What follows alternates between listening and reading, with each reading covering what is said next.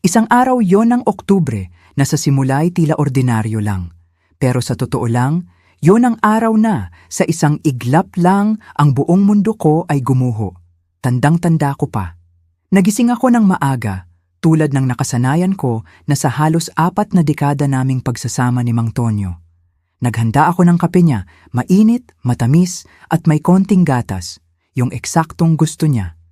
Nakita ko siyang nagbihis, suot ang paborito niyang navy blue na suit, at lumabas papuntang trabaho. Walang bahid ng anumang kakaiba. Wala. Sa tagal naming magkasama, ang buhay namin ni Mang Tonyo ay parang isang tahimik na ilog. Predictable, walang malalaking alon, walang bigla ang pagbabago. Yan ang paniniwala ko. Sa loob ng 40 taon, buo ang tiwala ko sa kanya. Buong buo. Hindi ko na nga iniisip kung anong ginagawa niya sa trabaho, basta alam ko, para sa pamilya namin ang lahat. Para sa kinabukasan naming magkasama. Pero, heto na. Habang inaayos ko ang aming kwarto, may nakita akong gusot na card sa bulsa ng suit na suot ni Mang Tonyo kahapon. Iyon pala ang imbitasyon para sa ika-40 anibersaryo ng kumpanya niya. Napangiti ako. Isinip ko, paano ko kaya siya masusurpresa? Ang tagal ko na rin kasing hindi nakakabisita sa opisina niya. Napakadalang. Bigla na lang, may ideya na pumasok sa isip ko. Dadalhin ko sa kanya ang paborito niyang pampatamis, yung mga tsokolate mula sa panaderya sa kanto, yung matagal na niyang hinahanap-hanap. At balak ko, magpapakita ako doon nang walang abiso. Isipin nyo, 'di ba? Isang sorpresa para lang ma-refresh ang relasyon namin. Parang kape lang din, pag matagal ng malamig, kailangan painitin ulit. Ang totoo kasi, medyo naging malabo na rin ang aming pagsasama nitong mga nakaraang buwan. Si Mang Tonyo, palaging gabing-gabi na umuuwi. Palaging pagod. Palaging may kailangang gawin sa opisina.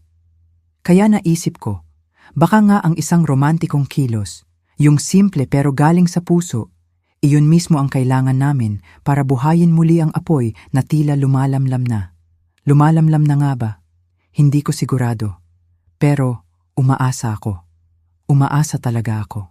Inubos ko ang natitirang bahagi ng umaga sa pag-aayos sa sarili ko. Pinili ko ang pinakamaganda kong damit na may bulaklak, yung palagi niyang sinasabing nagpapatingkad sa kulay ng mga mata ko. Inipit ko ang puti kong buhok sa isang eleganteng bun at naglagay pa ako ng pulang lipstick. Bihira ko lang yan gawin nitong mga nakaraang taon. Mas madalas, nakangiti lang ako sa salamin, pero ngayon may konting pag-asa na gumagalaw sa puso ko. Ang panaderya, malapit lang, ilang kanto lang mula sa bahay. Bumili ako ng isang kahon ng dark chocolate truffles, yung paboritong-paborito ni Mang Tonyo. Pinalot ito ng tindero sa isang eleganteng papel, may gintong ribbon pa. Perfect, sabi ko sa sarili ko. Iniisip ko na ang sorpresa sa mukha ng asawa ko. Ang ngiti niya, ang mainit na yakap niya, ang gusali ng kumpanya niya, bongga. Puro salamin at semento, nakatayo sa isang business center sa Makati. Ang asawa ko, halos 30 taon nang nagtatrabaho doon. Nagsimula siya bilang simpleng assistant hanggang sa naging director na siya.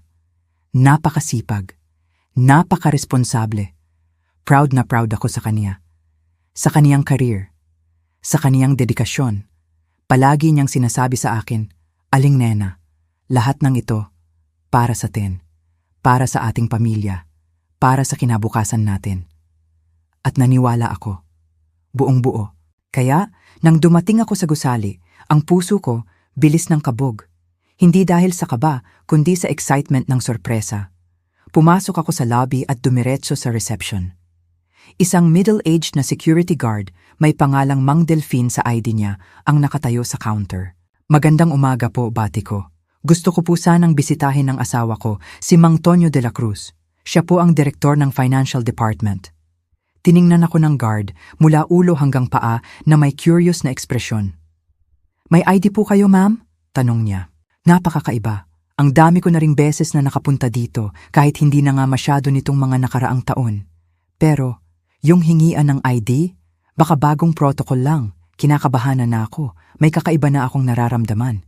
Kinuha ko ang aking driver's license mula sa aking pitaka at iniabot sa kaniya. Aling Nena de la Cruz, basa niya ng malakas. Tapos, tiningnan niya ako ng matalim. Sabi niyo po, kayo ang asawa ni Mang Tonyo? Opo, sagot ko. 40 taon na po kaming kasal. Nagsisimula na akong makaramdam ng discomfort. Ang tono niya, yung paraan ng tingin niya, parang may mali. Imposible po, sabi niya, sabay iling. Kilala ko po ang asawa ni Sir Tonyo. Araw-araw halos siya rito. Sa mga sandaling yon, ang buong katawan ko nanlamig. May mali. Talagang may mali. Siguro nalilito lang siya? Baka iniisip niya ang ibang Tonyo? May mali po siguro, sabi ko. Mang Tonyo de la Cruz po, Financial Director, 62 years old. Pilit kong inayos ang boses ko. Pero ang guard, tinuro niya ang direksyon ng elevator. Hintayin niyo na lang po, sabi niya. Nandyan na po si Mrs. de la Cruz, paakyat na po rito. Dahan-dahan akong lumingon sa direksyon na tinuro niya at doon ko nakita. Isang eleganteng babae bumababa mula sa elevator. Siguro nasa 45 years old lang siya. Maitim ang buhok, perpektong nakaayos. Naka-navy blue executive dress, halos kapareho ng kulay ng mga suit ni Mang Tonyo. Naglalakad siya ng may kumpiyansa, tila natural lang sa kanya ang lugar na iyon. Magandang umaga, Mang Delphine, bati niya habang dumadaan sa reception. Lalabas po ako para mag-lunch. Pakisabi na lang po kay Tonyo, babalik ako ng 2:00. Sige po, Mrs. de la Cruz. Magandang lunch po, sagot ng guard nang may pagkapamilyar. Nanatili akong nakatayo, paralisado, hindi makagalaw. Habang dumadaan siya sa tabi ko, hindi niya ako pinansin. Nisulyap, ang kahon ng tsokolate muntik nang malaglag mula sa nanginginig kong mga kamay. Nang sa wakas ay makabangon ako ng boses, nakaalis na siya ng gusali. Sino po ang babaeng yon? Tanong ko. Ang boses ko, garalgal. Siya po si Ginang Clara de la Cruz, sagot niya. Tiningnan ako ng may halo ng pagkalito at awa. Asawa po ni Sir Tonyo, Financial Director. Hindi ko alam, hindi ko maintindihan. Paano? Paano nagkaroon ng 2 asawa si Tonyo? Isang malaking pagkakamali ba ito? O, ang mundo ko, unti-unting gumuho? Kailangan ko siyang makita, sabi ko. Ang boses ko, halos pabulong na lang. Paumanhin po, ma'am, sabi ng guard. Kitang-kita na ang discomfort sa mukha niya. Pero kung walang pahintulot, hindi ko po kayo pwedeng paakyatin. Sa mga sandaling yon, nagdesisyon ako. Hindi ako aalis nang hindi nalalaman ng totoo. Hindi ako susuko. Naiintindihan ko, sabi ko. Pinilit kong muling ayusin ang aking sarili. Ang totoo po, may interview po ako sa Human Resources Department. Maaari niyo po bang ituro sa akin kung saan yon? Napahinga ng maluwag ang guard, tila masaya na napalitan ang usapan. Itinuro niya ang daan patungo sa 3 palapag. Nagpasalamat ako at dumiretso sa elevator. Pero pagkasara ng pinto, pinindot ko ang button para sa 8 palapag. Kung nasaan ang opisina ni Tonyo. Ang puso ko, ang bilis ng kabog. Naririnig ko na nga sa aking tenga. 40 taon ng kasal. 2 anak na pinalaki. Isang buhay na pinagsamahan. Paano posibleng may ibang babae na nagpapakilalang asawa niya? Ano pa kaya ang tinatago niya sa akin? Dumating ang elevator sa 8 palapag. Bumukas ang pinto sa isang tahimik at eleganteng pasilyo. Alam ko kung nasaan ang opisina ni Mang Tonyo. Nakapunta na ako rito dati sa mga Christmas party at company celebrations. Naglakad ako ng dahan-dahan, pilit na hindi mag-ingay ang sapatos ko sa marmol na sahig. Nang makarating ako sa pinto na may gintong plake, nakasulat ang pangalan niya. Mang Tonyo de la Cruz, Financial Director, huminto ako. Sa pamamagitan ng frosted glass, nakita ko ang anino niya. Nakaupo sa kaniyang mesa, tila abala sa isang dokumento. Malapit na akong pihitin ang doorknob nang may narinig akong boses na papalapit. Dali-dali akong nagtago sa likod ng isang malaking halaman sa pasilyo. Nandyan ba si Tonyo? Tanong ng isang lalaki na nakilala ko bilang si Kuya Carlo, isa sa pinakamatagal ng kasamahan ni Mang Tonyo sa kumpanya. Opo, pero mukhang abala po siya ngayon, sagot ng sekretarya. Mabilis lang. Kailangan lang niyang pirmahan ang mga dokumentong ito bago ang lunch niya kay Clara. Ang buong katawan ko nanigas. Narinig ko ang pangalan na yon, si Clara. Pumasok si Kuya Carlo sa opisina nang hindi kumatok. Mula sa pinagtataguan ko, naririnig ko ang mga piraso ng kanilang usapan. Lunch kay Clara. Ang boses ni Mang Tonyo, pamilyar, pero may kakaiba. Oo, kabaalis lang niya. Sabi niya magkikita kayo sa dati niyong kainan. Nanlabo ang paningin ko. Ang mga luha, bumuhos. Halos 4 na dekada ng kasal. 2 anak na pinalaki, ngayon ay matatanda na, may sariling pamilya. Isang bahay na itinayo ng magkasama, libu-libong hapunan na inihanda, mga damit na nilabhan, kaarawan na ipinagdiwang. At sa lahat ng panahong ito, may ibang babae. Hindi ko na napigilan. Lumabas ako sa pinagtataguan ko at pumasok sa opisina nang hindi kumatok. Lumingon sina Mang Tonyo at Kuya Carlo sa akin.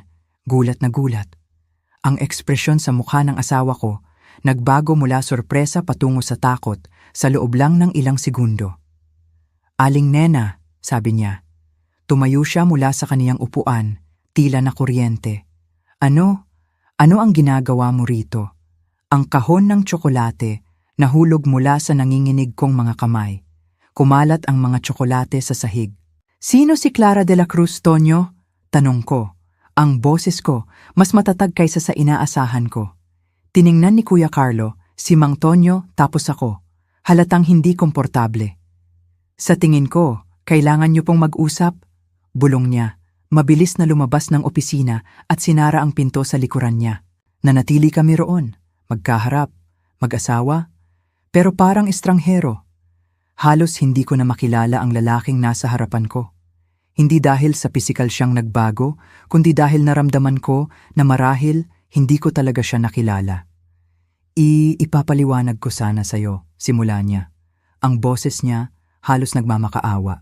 Aling Nena, pakiusap, umupo ka. Hindi yan ang iniisip mo. At ano ang iniisip ko, Tonyo? Tanong ko, na natiling nakatayo. Na ang asawa ko, may ibang asawa? Na nabuhay siya sa isang double life? Na bawat gabi na sinasabi niyang nagtatrabaho siya ng late nitong mga nakaraang taon, ay puro kasinungalingan?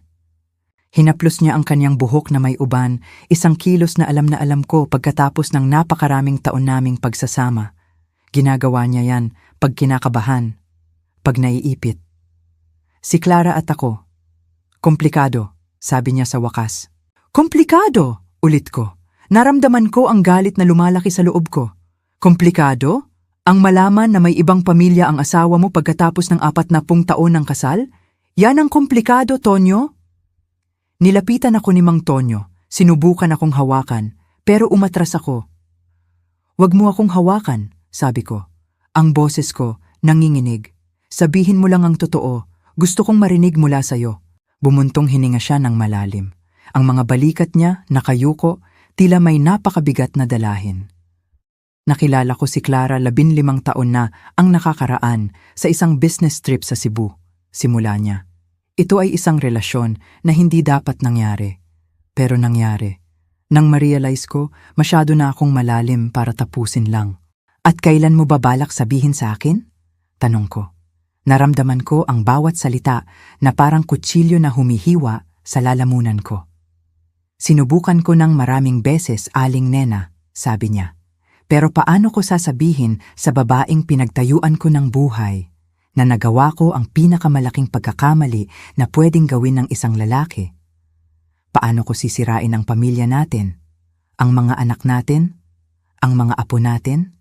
Kaya ang solusyon mo ay mamuhay ng 2 buhay sa loob ng 15 taon? Ang katahimikan niya ang sapat na sagot. Nahihilo ako.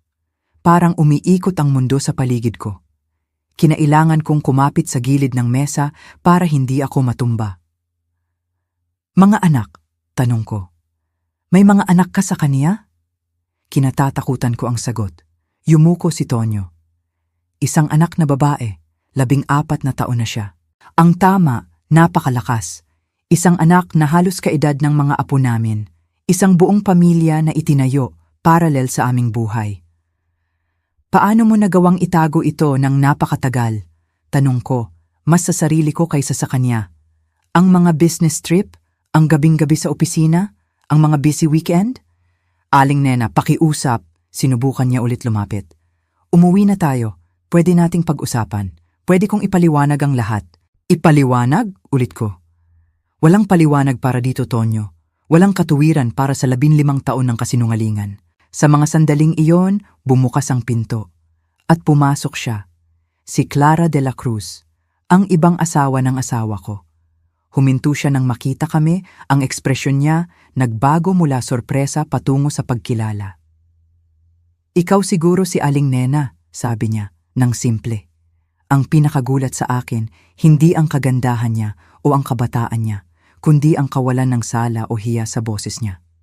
Alam niya ang lahat tungkol sa akin sa buong panahong ito.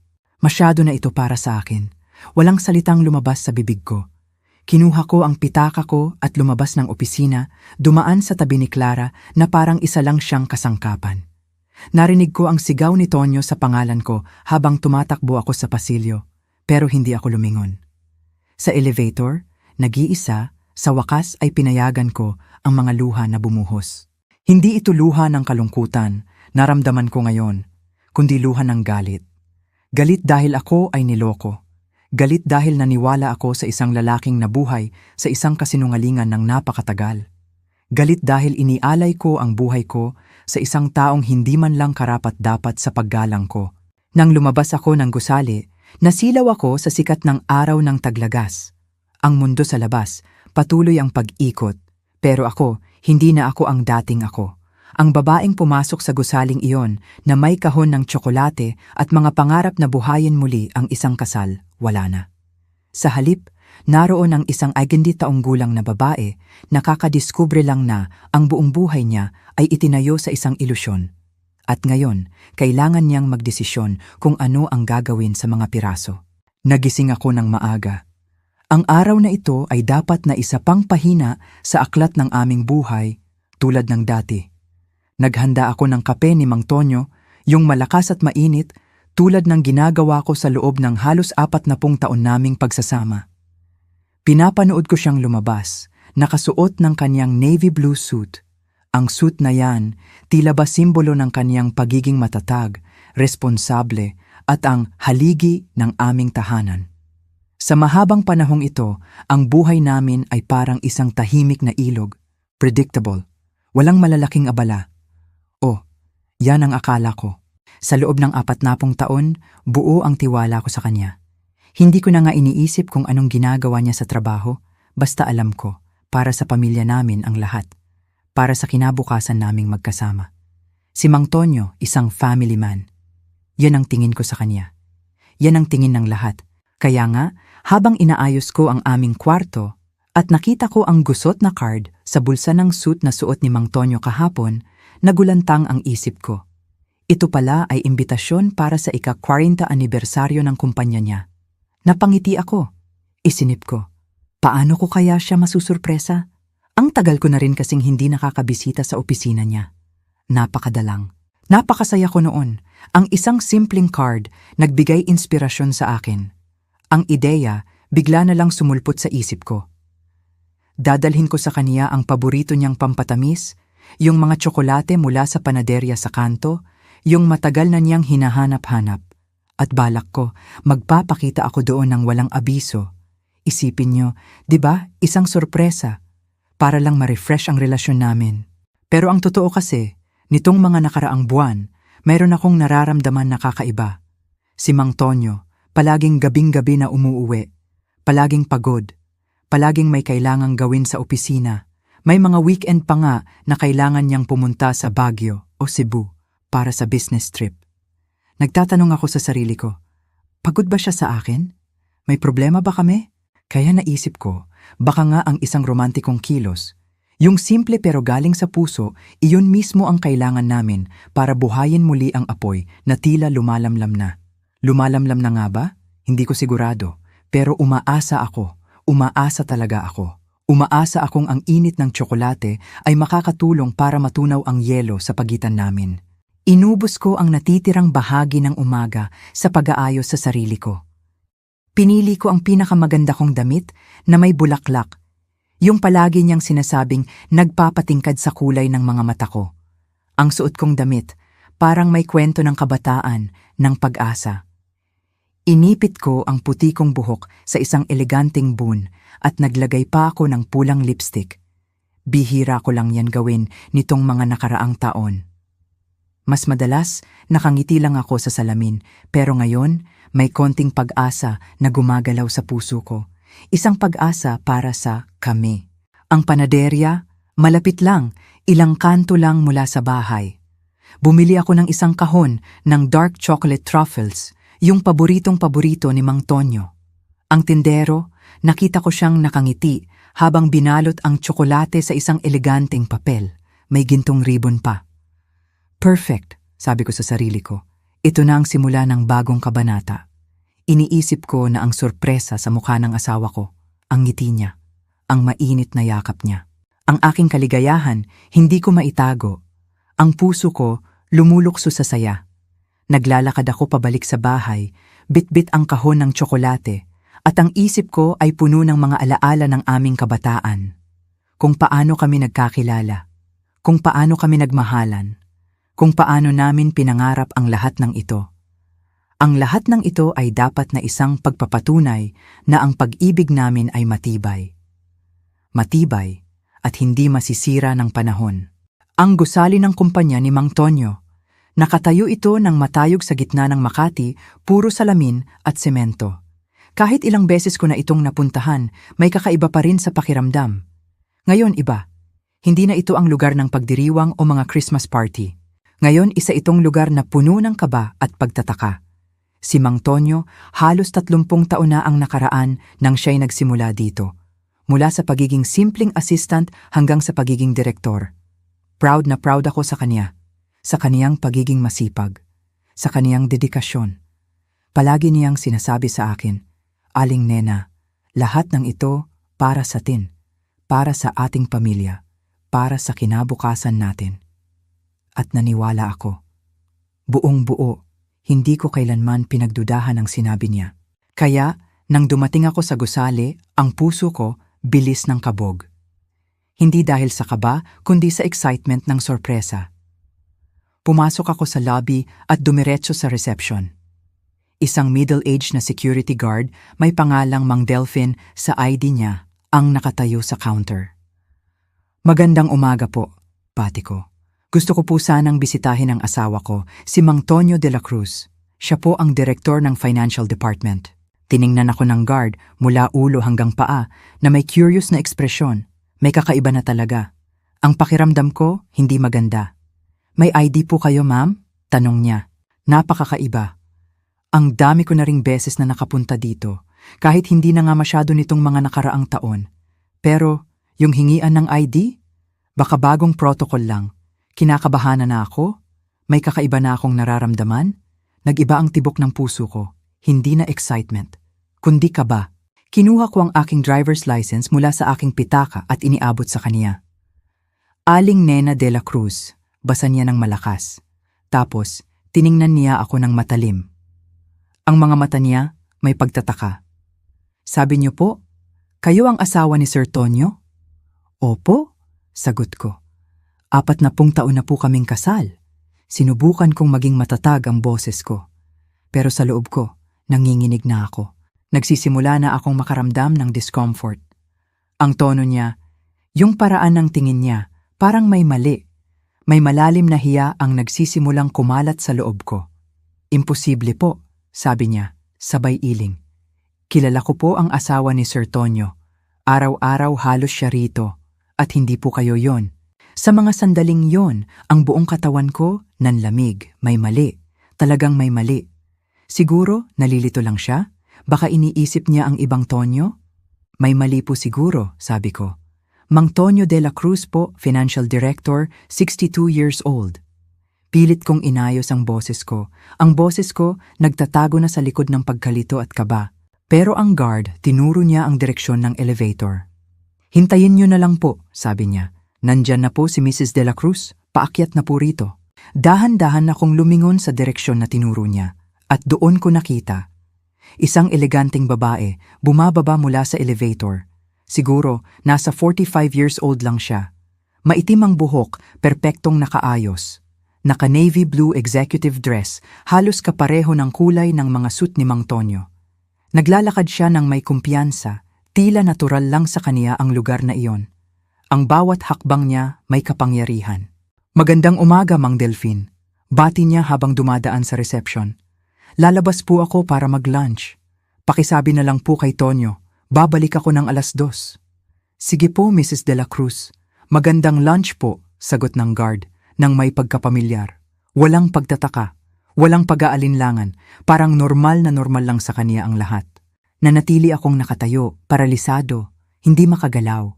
Habang dumadaan siya sa tabi ko, hindi niya ako pinansin. Ni sulyap, walang kaunting pagkilala. Ang kahon ng tsokolate, muntik nang malaglag mula sa nanginginig kong mga kamay. Nanginginig ang buong katawan ko. Ang hiya, ang sakit. Para akong nakatayo sa gitna ng lahat pero hindi nakikita. Nang sa wakas ay makabangon ako ng boses, nakaalis na siya ng gusali. Nawala na siya sa paningin ko, pero ang imahe niya nakaukit na sa isip ko. Ang boses niya, ang paraan ng paglalakad niya. Sino po ang babaeng yon? Tanong ko. Ang boses ko garalgal. Halos hindi na lumalabas. Siya po si Ginang Clara de la Cruz, sagot niya. Tiningnan ako ng may halo ng pagkalito at awa. Asawa po ni Sir Tonyo, Financial Director. Si Ginang Clara de la Cruz, asawa ni Sir Tonyo.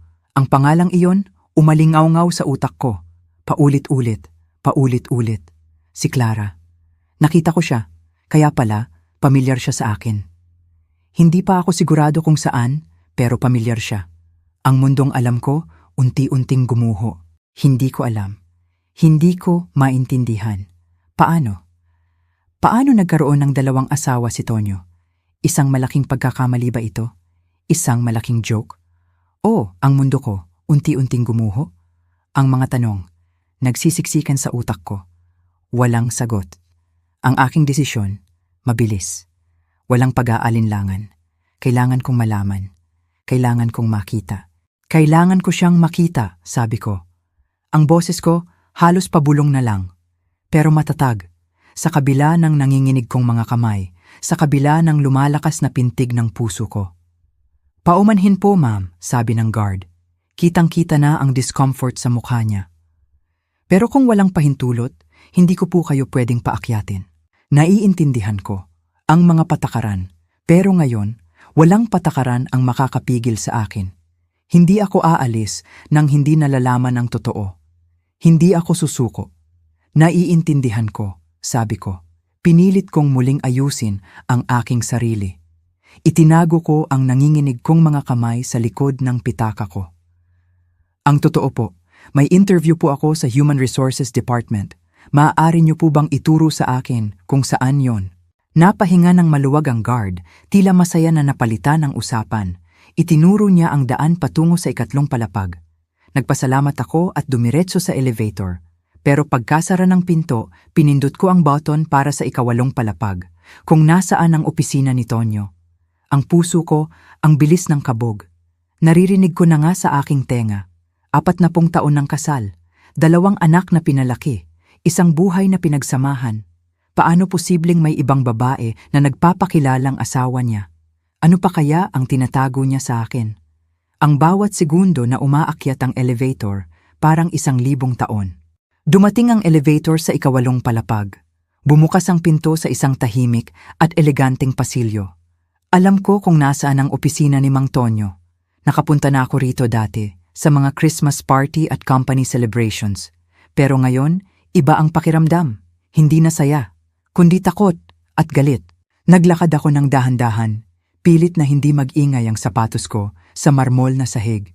Ang bawat hakbang ko, parang humahawak ako sa isang pinakamahabang suspense movie. Nang makarating ako sa pinto na may gintong plake, nakasulat ang pangalan niya. Mang Tonyo de la Cruz, Financial Director, huminto ako. Sa pamamagitan ng frosted glass, nakita ko ang anino niya. Nakaupo sa kanyang mesa, tila abala sa isang dokumento. Ang puso ko, lumakas pa ang kabog. Malapit na akong pihitin ang doorknob nang may narinig akong boses na papalapit. Dali-dali akong nagtago sa likod ng isang malaking halaman sa pasilyo. Hindi ako kailanman naging magnanakaw. Hindi ako kailanman naging stalker. Pero ngayon, ginagawa ko ito para sa katotohanan, para sa sarili ko. Nandyan ba si Tonyo? Tanong ng isang lalaki na nakilala ko bilang si Kuya Carlo, isa sa pinakamatagal ng kasamahan ni Mang Tonyo sa kumpanya. Opo, pero mukhang abala po siya ngayon, sagot ng sekretarya. Mabilis lang. Kailangan lang niyang pirmahan ang mga dokumentong ito bago ang lunch niya kay Clara. Ang buong katawan ko nanigas.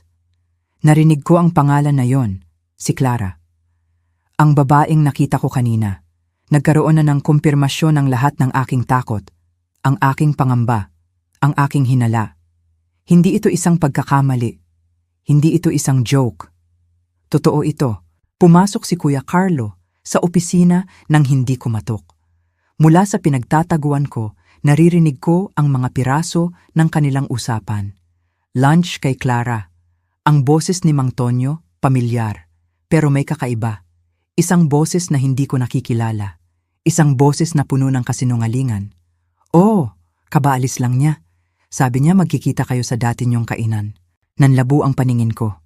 Ang mga luha bumuhos. Hindi ko na napigilan. Hindi ko na kayang pigilan. Halos 4 na dekada ng kasal. 2 anak na pinalaki, ngayon ay matatanda na, may sariling pamilya. Isang bahay na itinayo ng magkasama, libu-libong hapunan na inihanda, mga damit na nilabhan, kaarawan na ipinagdiwang. At sa lahat ng panahong ito, may ibang babae. Isang lihim na buhay, isang lihim na pamilya. Hindi ko na napigilan. Lumabas ako sa pinagtataguan ko at pumasok sa opisina nang hindi kumatok. Hindi ko na inisip ang respeto. Hindi ko na inisip ang kahihinatnan. Ang gusto ko lang, tapusin ito. Tapusin ang kasinungalingan. Lumingon sina Mang Tonyo at Kuya Carlo sa akin, gulat na gulat. Ang ekspresyon sa mukha ng asawa ko nagbago mula sorpresa patungo sa takot sa loob lang ng ilang segundo. Ang takot na yon ang nagpatunay sa lahat ng aking hinala. Aling nena, sabi niya. Tumayo siya mula sa kaniyang upuan, tila na kuryente. Ano? Ano ang ginagawa mo rito? Ang kahon ng tsokolate nahulog mula sa nanginginig kong mga kamay. Kumalat ang mga tsokolate sa sahig. Ang mga pangarap ko, gumuho na rin, tulad ng mga tsokolate. Sino si Clara de la Cruz, Tonyo? Tanong ko. Ang boses ko, mas matatag kaysa sa inaasahan ko. Pero sa loob, durog na ako. Tiningnan ni Kuya Carlo, si Mang Tonyo, tapos ako. Halatang hindi komportable. Sa tingin ko, kailangan niyo pong mag-usap, bulong niya. Mabilis na lumabas ng opisina at sinara ang pinto sa likuran niya. Iniwan niya kaming dalawa. Sa gitna ng kaguluhan, sa gitna ng pagkawasak, nanatili kami roon, magkaharap, mag-asawa. Pero parang estranghero. Ang mga mata niya, nagtatago ng 1,000 kwento. Ang mga mata ko, naghahanap ng katotohanan. Halos hindi ko na makilala ang lalaking nasa harapan ko. Hindi dahil sa pisikal siyang nagbago, kundi dahil naramdaman ko na marahil, hindi ko talaga siya nakilala. Hindi ko siya kilala. Ang lalaking pinagsamahan ko ng 40 taon. Isang estranghero. Ipapaliwanag ko sana sa'yo, simula niya. Ang boses niya, halos nagmamakaawa. Ang mga kamay niya, nanginginig. Aling nena, pakiusap, umupo ka. Hindi yan ang iniisip mo. At ano ang iniisip ko, Tonyo? Tanong ko, nanatiling nakatayo. Hindi ako uupo, hindi ako magpapatalo.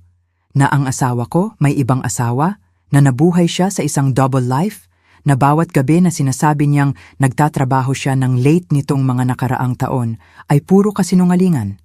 Yan ba ang hindi ko dapat isipin? Hinaplos niya ang kaniyang buhok na may uban, 1 kilos, na alam ko pagkatapos ng napakaraming taon naming pagsasama.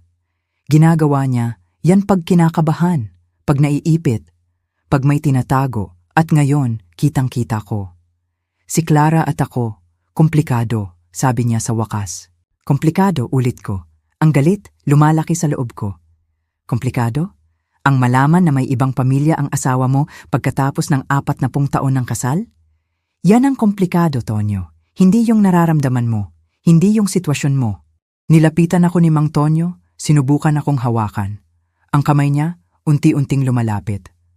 Pero umatras ako. Hindi ako papayag. Hindi ako magpapahawak. Huwag mo akong hawakan, sabi ko.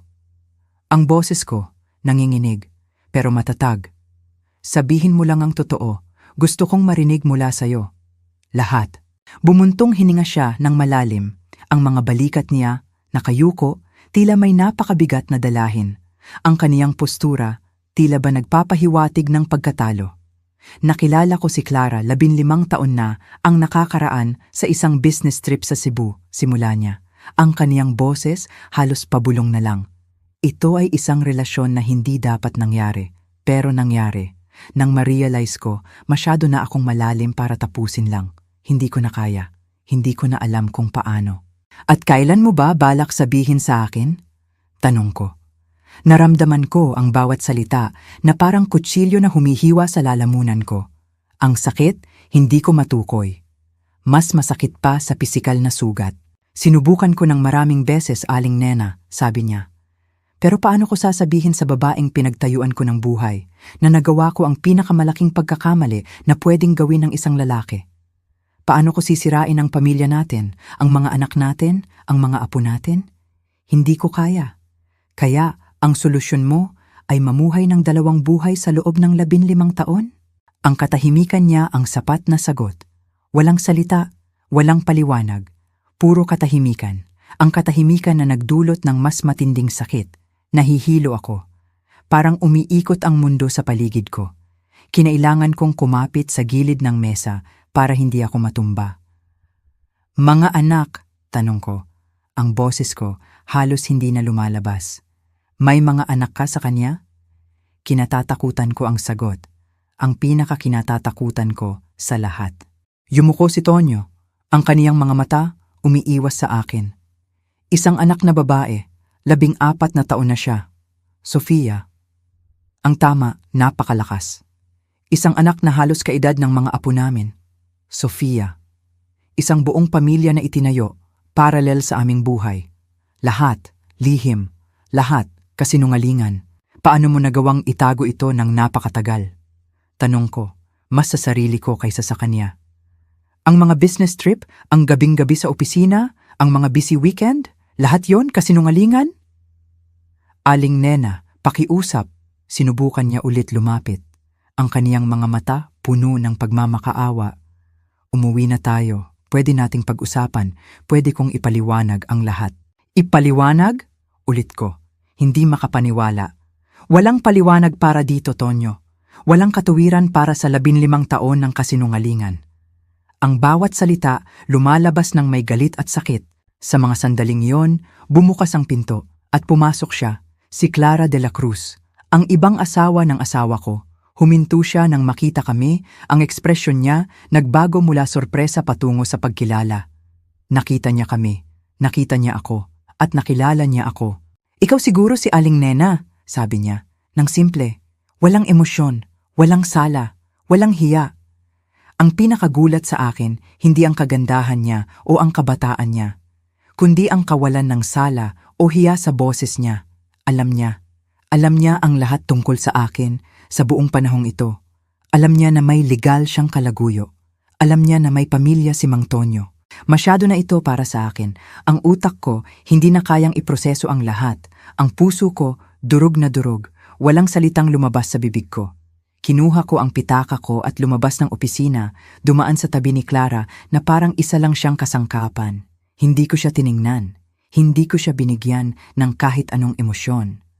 Ang tanging gusto ko lang, lumayo. Lumayo sa lahat ng ito. Narinig ko ang sigaw ni Tonyo sa pangalan ko habang tumatakbo ako sa pasilyo, pero hindi ako lumingon. Hindi ko kaya. Sa elevator, nag-iisa, sa wakas ay pinayagan ko ang mga luha na bumuhos. Ang dami, ang tindi. Hindi ito luha ng kalungkutan, naramdaman ko ngayon, kundi luha ng galit. Galit dahil ako ay niloko. Galit dahil naniwala ako sa isang lalaking nabuhay sa isang kasinungalingan ng napakatagal. Galit dahil inialay ko ang buhay ko sa isang taong hindi man lang karapat-dapat sa paggalang ko. Nang lumabas ako ng gusali, nasilaw ako sa sikat ng araw ng taglagas.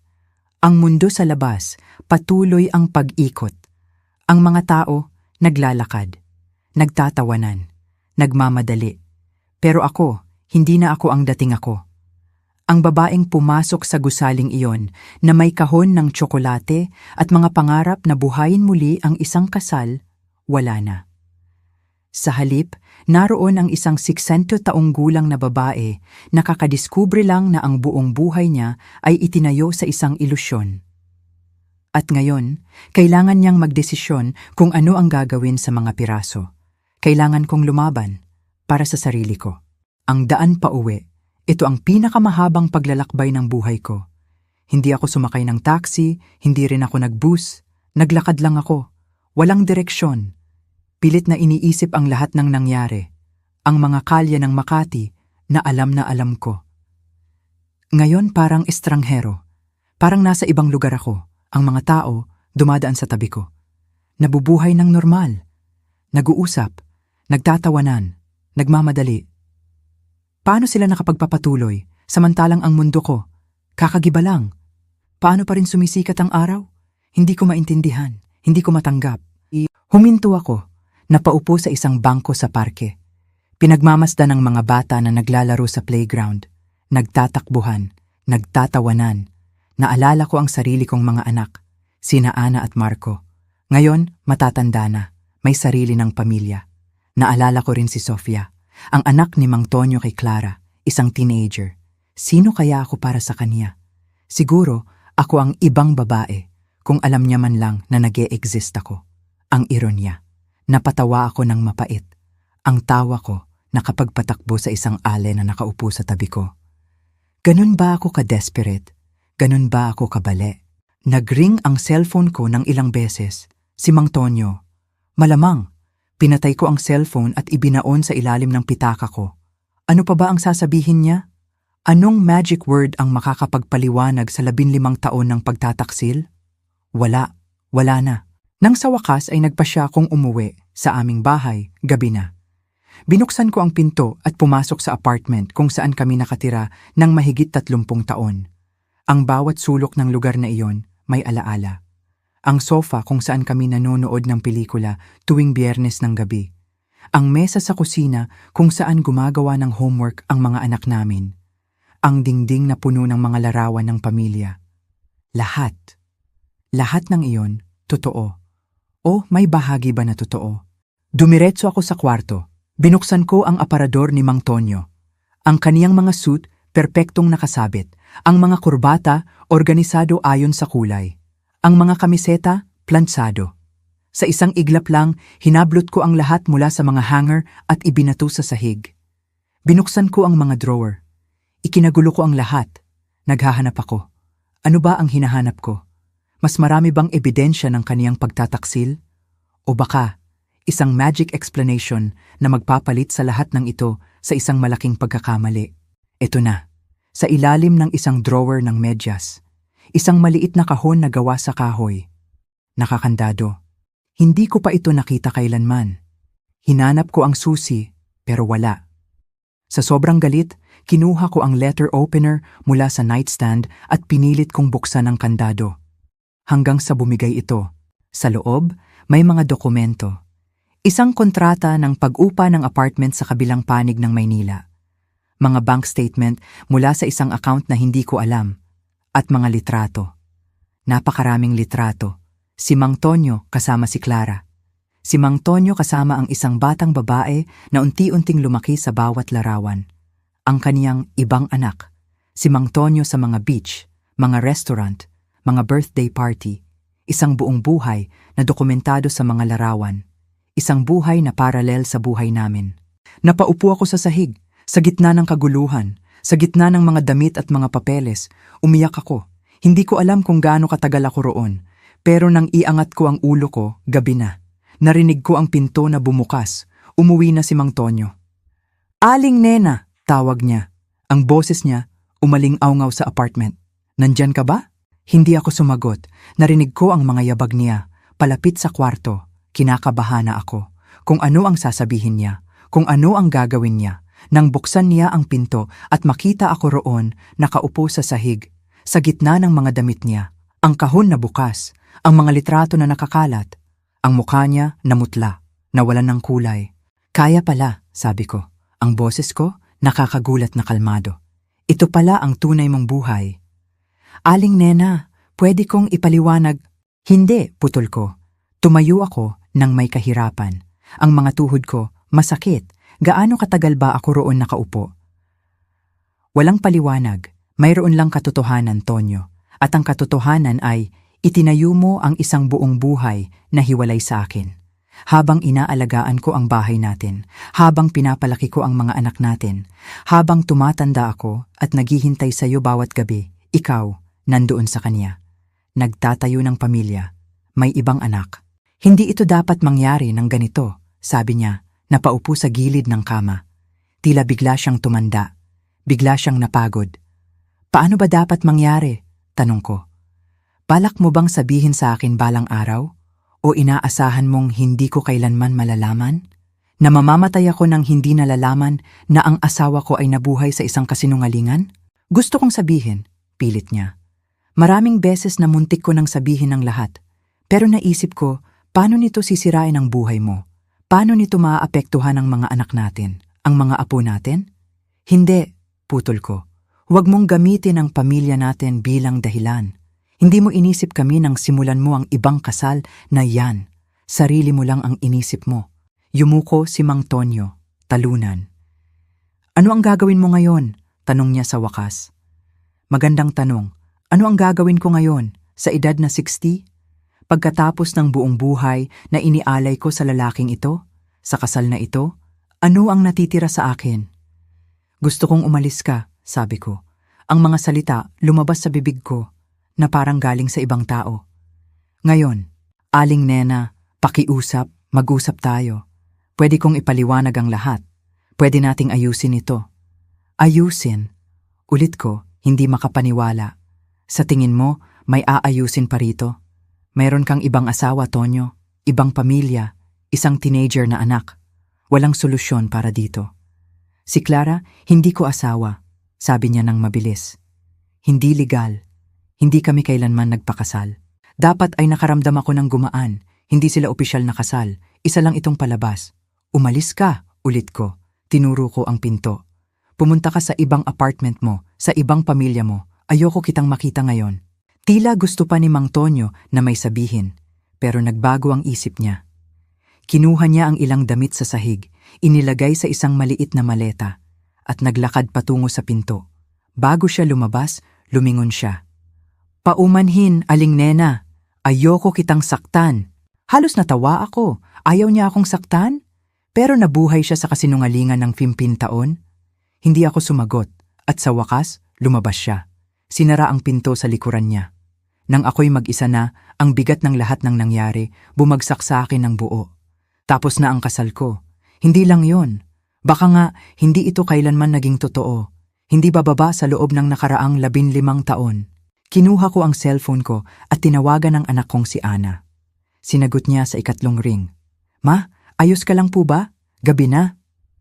Gusto kong sabihin ang lahat. Gusto kong ilabas ang lahat ng sakit. Gusto kong umiyak kasama siya. Pero hindi ko kaya. Paano ko sasabihin sa anak ko na may ibang pamilya ang tatay niya? Paano ko sisirain ang imahe ng ama niya sa paningin niya? Hindi ko kaya. Hindi pa. Ayos lang anak, sabi ko. Nagsinungaling ako. Gusto ko lang marinig ang boses mo. May nangyari po, sabi niya. Matamang-mataman siya. Si Papa po ba? Hindi anak, ayos lang. Seryoso, pilit ko. Mag-usap na lang tayo bukas ha? Pagkababa ko ng tawag, napatingin ako sa telepono. Kailangan kong sabihin sa mga anak ko. Balang araw, may karapatan silang malaman. Pero hindi ngayon. Hindi ko kaya ngayong araw. Naligo ako ng mahaba at mainit. Pilit na hugasan ang lahat ng sakit at pagkalito. Humiga ako sa kama, aming kama, at sinubukang matulog. Pero hindi ako dinadalaw ng antok. Ang isip ko, puno ng mga imahe ni Mang Tonyo kasama si Clara. Si Mang Tonyo kasama ang ibang anak niya. Si Mang Tonyo na nabubuhay sa ibang buhay niya, samantalang ako, inosente, naghihintay sa bahay. Kinaumagahan, nagising ako pagkatapos ng maikling pagtulog na puno ng bangungot. Naramdaman ko, kailangan kong magdesisyon, kailangan kong kumilos. Una, tinawagan ko ang isang locksmith. Pinalitan ko ang lahat ng kandado sa apartment, ang bawat kandado, ang bawat susi, Pagkatapos, tinawagan ko ang abogado ko, si Attorney Marisa. Isang babaeng kilala ko ng maraming taon mula sa aming book club. Marisa, kailangan ko ang professional mong tulong, sabi ko nang sagutin niya ang tawag. Gusto kong mag-file ng divorce. May isang sandali ng katahimikan sa kabilang linya. Aling Nena, sigurado ka ba? Anong nangyari? Sigurado ako, sagot ko ng matatag. Pwede ko bang sabihin sa iyo ang mga detalye ng personal? Nag-set kami ng meeting para sa hapong iyon sa kanyang opisina. Pagkatapos, ginawa ko ang isang bagay na ipinagpaliban ko. Tinawagan ko ang mga anak ko at pinakiusapan silang pumunta sa apartment ngayong gabi. Kailangan kong sabihin sa kanila ng personal, walang iba. Ang araw, lumipas na parang panaginip. Inayos ko ang kwarto. Itinabi ko ang mga damit ni Mang Tonyo na ikinagulo ko kagabi. Inihiwalay ko ang mga litrato na nakita ko at inilagay sa isang sobre. Ito ang magiging ebidensya para sa diborsyo, pero ayoko na makita ito ng mga anak ko. Hindi pa. Sa meeting namin ni Marisa, sinabi ko ang lahat. Nakinig siya nang hindi sumasabat, paminsan-minsan ay nagsusulat. Malinaw na kaso ito ng abandonment at adultery, sabi niya nang matapos ako. May karapatan ka sa kalahati ng lahat, kasama ang retirement niya. At dahil sa mga sitwasyon, pwede tayong mag-apply para sa compensatory pension. Pera, ang kakaiba na isipin iyon ngayon. Sa buong buhay naming mag-asawa, si Mang Tonyo ang bahala sa lahat ng pinansyal. May sarili akong sweldo bilang guro. Ngayon, may maliit akong pensyon, pero siya ang palaging nagmamanage ng mas malaking pera. Ang mga investment, ang kinabukasan. Gusto ko lang ang patas, sabi ko. At gusto ko, mabilis. Nang lumabas ako ng opisina ni Marisa, nakaramdam ako ng kakaibang gaan. Ang paggawa ng desisyon, ang pagkilos, nagbigay ito sa akin ng pakiramdam ng kontrol. Isang pakiramdam na hindi ko naramdaman simula nang pumasok ako sa gusaling iyon kahapon. Pagsapit ng gabi, halos sabay na dumating sina Ana at Marco, parehong mukhang nag-aalala. Ma, anong nangyayari? Tanong ni Ana pagkapasok pa lang. Sinubukan naming tawagan si Papa buong araw pero hindi sumasagot at mukha ka ring kakaiba sa telepono. Umupo kayo, sabi ko. Tinuro ang sofa. May sasabihin ako sa inyo. At doon ako nagsimula. Hindi lahat ng detalye. Hindi ko ipinakita ang mga litrato, pero sinabi ko ang pinakamahalaga. Ang tatay nila may ibang pamilya sa loob ng 15 taon. Isang ibang babae, isang teenager na anak, isang apartment sa kabilang panig ng Maynila. Ang mga mukha nila nagbago. Mula sa pagkalito, patungo sa pagkabigla. At sa wakas, sa galit. Si Marco, na palaging mas mainit ang ulo, tumayo at nagsimulang maglakad sa sala. Papatayin ko siya, sabi niya. Ang boses niya nanginginig. Paano niya nagawa yan sa'yo, ma? Umiiyak si Ana ng tahimik. Hawak ang kamay ko. Hindi ako makapaniwala. Si Papa palaging present, palaging para sa pamilya. Isang mapait na tawa ang lumabas sa bibig ko. Present? Palagi siyang nagtatrabaho ng late. Palagi siyang nagbi-business trip. Palagi siyang abala sa problema ng kumpanya tuwing weekend. Tumigil si Marco sa paglalakad at tiningnan ako. Para bang ngayon lang niya ako nakita. Totoo, paano natin hindi napansin ito? Paano natin hindi nakita ang mga signs? Dahil maingat siya, sagot ko. At dahil walang sinuman sa atin ang gustong makakita. Nag-usap kami hanggang gabi. Gusto nilang malaman ang lahat. Kailan nagsimula? Paano ko nadiskubre? Sino ang babaeng yon? Sinabi ko ang lahat ng alam ko, ang lahat ng nakita ko. Ano ang gagawin mo ngayon, ma? Tanong ni Ana sa wakas. Magpapatuloy ako, sagot ko, nagulat sa matatag kong boses. Nakausap ko na ang abogado. Magfa-file ako ng diborsyo. At kami? Tanong ni Marco. Paano namin siya pakikitunguhan? Mahirap na tanong. Gaano man sila kagalit, ama pa rin nila si Mang Tonyo. Ayoko na mamagitan sa kanila at sa relasyon nila sa ama nila. Iyon ay nasa inyo at sa kaniya. Sagot ko ng tapat. Marami siyang nagawang malaking pagkakamali bilang asawa. Pero hindi nito buburahin ang mga taon na ginugol niya bilang ama. Kailangan ninyong magdesisyon para sa inyong sarili kung paano niyo ito haharapin. Nang sa wakas ay umalis sila na may pangakong babalik kinabukasan, naiwan akong muli sa tahimik na apartment. Pero ngayon, hindi na ganoon ka-oppressive ang katahimikan. May kakaibang kapayapaan sa katotohanan, kahit masakit. Nakahiga ako sa kama. Iniisip kung paano nagbago ang buhay ko sa loob lang ng 24 oras. Kahapon, ako ay isang dedicated na asawa. Nabubuhay sa isang kasal na akala ko ay matatag. Ngayon, ako ay isang babaeng pinagtaksilan. Malapit nang magdiborsyo sa edad na 6 na. Ano ang naghihintay sa akin ngayon? Sa unang pagkakataon, mula nang lumabas ako sa gusaling iyon, pinayagan ko ang sarili kong isipin ang kinabukasan. Hindi lang ang mga susunod na araw o linggo, kundi ang mga darating na taon. Kailangan kong matutong mamuhay ng mag-isa, gumawa ng sarili kong desisyon, ibalik ang sarili kong pagkatao, higit pa sa pagiging asawa ni Mang Tonyo. Nakakatakot. Pero, nagulat ako. Medyo exciting din. Kinabukasan ng gabi, dumating sina Ana at Marco. Ang aking mga anak, pareho silang mukhang nag-aalala. Ang kanilang mga mata puno ng tanong. Ma, anong nangyayari? Tanong ni Ana pagkapasok pa lang. Ang boses niya puno ng pag-aalala. Sinubukan naming tawagan si Papa buong araw pero hindi sumasagot. At mukha ka rin kakaiba sa telepono. Umupo kayo, sabi ko, tinuro ang sofa. Ang boses ko, kalmado. Pero ang puso ko, kumakabog ng malakas. May sasabihin ako sa inyo. At doon ako nagsimula. Hindi lahat ng detalye. Hindi ko ipinakita ang mga litrato, ang mga ebidensya ng pagtataksil. Pero sinabi ko ang pinakamahalaga. Ang tatay nila, may ibang pamilya sa loob ng 15 taon. Isang ibang babae, isang teenager na anak, isang apartment sa kabilang panig ng Maynila. Ang mga mukha nila nagbago. Mula sa pagkalito patungo sa pagkabigla at sa wakas sa galit. Si Marco na palaging mas mainit ang ulo tumayo at nagsimulang maglakad sa sala. Ang kaniyang mga kamao nakakuyom. Papatayin ko siya, sabi niya. Ang boses niya nanginginig sa galit. Paano niya nagawa yan sa'yo, ma? Umiiyak si Ana ng tahimik. Hawak ang kamay ko. Ang kaniyang mga luha bumabagsak sa aking kamay. Hindi ako makapaniwala. Si Papa, palaging present, palaging para sa pamilya. Lahat ng sakripisyo mo, ma, para lang sa kaniya. Isang mapait na tawa ang lumabas sa bibig ko. Present? Palagi siyang nagtatrabaho ng late. Palagi siyang nagbi-business trip. Palagi siyang abala sa problema ng kumpanya tuwing weekend. Lahat ng iyon, ngayon ko lang naintindihan. Tumigil si Marco sa paglalakad at tiningnan ako. Para bang ngayon lang niya ako nakita. Totoo.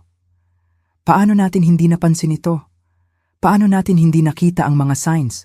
Bulag ba tayo? Dahil maingat siya, sagot ko. At dahil walang sino man sa atin ang gustong makakita. Lahat tayo nagtiwala. Lahat tayo naniwala. Nag-usap kami hanggang gabi. Gusto nilang malaman ang lahat. Kailan nagsimula? Paano ko nadiskubre? Sino ang babaeng yon? Sinabi ko ang lahat ng alam ko, ang lahat ng nakita ko. Ano ang gagawin mo ngayon, ma? Tanong ni Ana sa wakas. Ang kaniyang mga mata, puno ng pag-aalala para sa akin. Magpapatuloy ako, sagot ko, nagulat sa matatag kong boses. Nakausap ko na ang abogado, magfa-file ako ng diborsyo. At kami? Tanong ni Marco. Paano namin siya pakikitunguhan? Mahirap na tanong, gaano man sila kagalit, ama pa rin nila si Mang Tonyo. Ayoko na mamagitan sa kanila at sa relasyon nila sa ama nila. Iyon ay nasa inyo at sa kaniya. Sagot ko ng tapat. Marami siyang nagawang malaking pagkakamali bilang asawa. Pero hindi nito buburahin ang mga taon na ginugol niya bilang ama. Kailangan ninyong magdesisyon para sa inyong sarili kung paano niyo ito haharapin. Nang sa wakas ay umalis sila na may pangakong babalik kinabukasan, naiwan akong muli sa tahimik na apartment. Pero ngayon, hindi na ganoon ka-oppressive ang katahimikan. May kakaibang kapayapaan sa katotohanan, kahit masakit. Ilang araw pagkatapos ng pag-uusap namin ni Mang Tonyo, nakatanggap ako ng isang tawag na hindi inaasahan.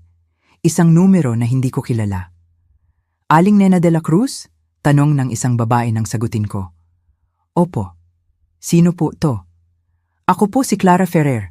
Kailangan nating mag-usap. Ang puso ko, bumilis ang kabog, si Clara, ang ibang babae. Sa isang sandali, naisip kong i-hang up, pero ang kuryosidad mas malakas. Tungkol saan? Alam ko po, pakiusap, importante po ito. Pwede po ba tayong magkita? Nag-alinlangan ako. Ayoko siyang makita. Ayoko siyang bigyan ng kahit anong satisfaksyon. Pero ang isa pang bahagi ng aking sarili, kailangan kong tingnan siya sa mata.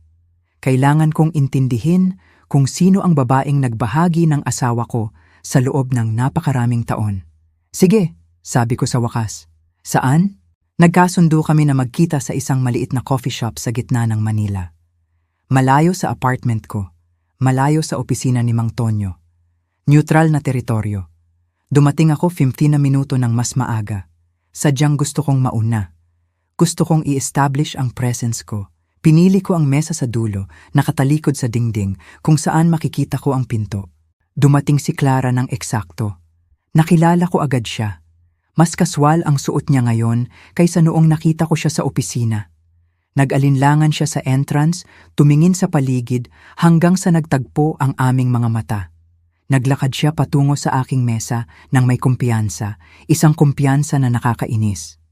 Aling Nena, sabi niya, umupo sa harap ko. Salamat po at dumating kayo. Diretso na tayo sa punto, sagot ko, matalim. Ano ang gusto mo? Tumango siya, tila na-appreciate ang pagiging prangka ko. Gusto ko po sanang linawin ang ilang bagay. Una, dapat niyo pong malaman, hindi po kailanman sinabi sa akin ni Tonyo na iiwan niya kayo. Hindi po ako kailanman humingi ng ganoon sa kanya. At hindi rin po siya nangako sa akin ng ganoon. At dapat ba akong gumaan ang pakiramdam doon? Hindi po, sagot niya, nagulat ako sa kanyang pagiging tapat.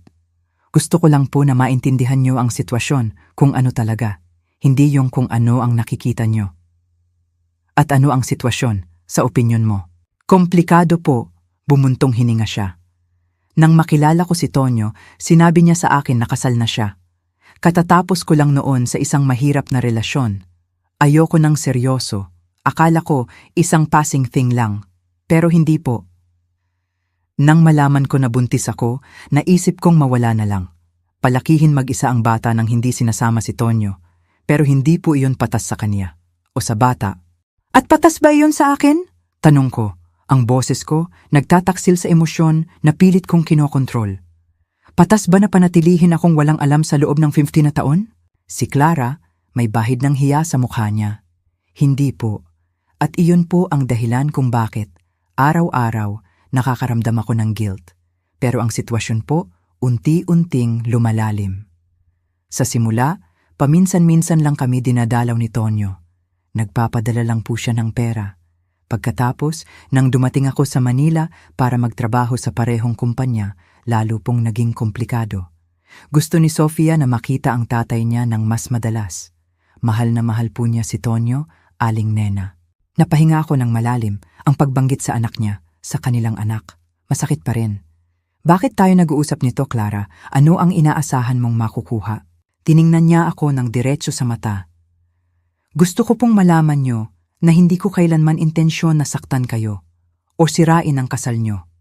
At gusto ko pong maintindihan niyo na si Sofia isang inosenteng teenager sa sitwasyong ito. Kung ano man ang mangyari sa pagitan niyo ni Tonyo at ako, hindi niya po kasalanan. Hindi ko kailanman sisisihin ang isang bata sa mga pagkakamali ng mga magulang, sagot ko. Nasaktan ako na isipin niyang ganoon ako. Pero hindi nito binabago ang katotohanan na ako at si Tonyo ay pinagtaksilan sa loob ng 15 taon. Mayroon po kayong tama, sabi niya. Nagulat ako. Hindi po kami pareho. Kayo ang legal na asawa. Ang babaeng pinagtayuan niya ng buhay. Ako ang iba. Palagi akong ang iba, Aling Nena. Gaano man po ako pilitin na magpanggap. May isang unexpected vulnerability sa boses niya na nagpatigil sa akin. Ano ang gusto mo ngayon? Tanong ko. Magdidiborsyo kami ni Tonyo. Magiging libre na siya para maging kasama mo ng opisyal kung iyon ang gusto ninyo. Hindi ko po alam kung ano ang gusto ko, pag-amin niya. Sa loob ng maraming taon, nabuhay ako sa ganitong kakaibang setup. Kinumbinsi ko ang sarili ko na ayos lang ang lahat, na normal lang na ibahagi ang lalaking mahal ko sa ibang babae. Ngayon na nabunyag na ang lahat, hindi ko na po alam kung kaya ko pang ipagpatuloy. Iyon ang ironya, sabi ko. Ngayon na pwede na siyang maging sayo, hindi ka na sigurado kung gusto mo siya. Ang katotohanan po, komplikado, sabi niya. May malungkot na ngiti. Siguro po, minahal ko hindi lang si Tonyo, kundi ang sitwasyon, ang drama, ang pagiging lihim.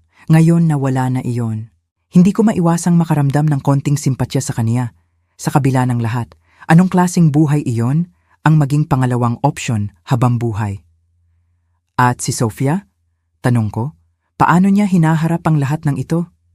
Mahirap po sa kaniya, sabi niya. Palaging present na ama si Tonyo sa loob ng limitasyon ng aming sitwasyon. Ngayon, nalilito siya, natatakot na mawala siya. Hindi siya mawawala, sabi ko. Nagulat ako sa sarili kong kasiguraduhan. Hindi magandang asawa si Tonyo, malinaw, pero palagi siyang dedicated na ama sa mga anak ko. Hindi ko iniisip na mag-iiba siya sa kaniya. Mukhang tunay na nagpasalamat si Clara sa aking mga salita. Salamat po sa pagsasabi niyan. Malaking bagay po iyan. Nagkaroon kami ng sandali ng katahimikan. 2 babae. Pinag-isa ng isang lalaki na pinagtaksilan kami sa iba't ibang paraan. Ano ang gagawin mo ngayon? Tanong ni Clara sa wakas. Magpapatuloy ako, sagot ko. 6 taon na ako. Hindi pa ito ang katapusan ng buhay, kahit sa isang sandali ay tila ganoon. Mayroon akong pensyon, mga anak ko, mga apo ko. May mga kaibigan ako na hindi ko na nakita sa loob ng maraming taon dahil palagi akong abala sa pagiging perpektong asawa. Siguro, oras na para muling matuklasan kung sino ako, higit pa sa pagiging aling nena, asawa ni Tonyo. Mukha po kayong mas malakas kaysa sa inaasahan ko, komento niya. Mas malakas ako kaysa sa inaasahan ko, pag-amin ko. Hindi nawala ang sakit. Duda ako na mawawala ito ng lubusan. Pero hindi ko hahayaan na iyon ang magpahiwatig sa natitirang bahagi ng buhay ko.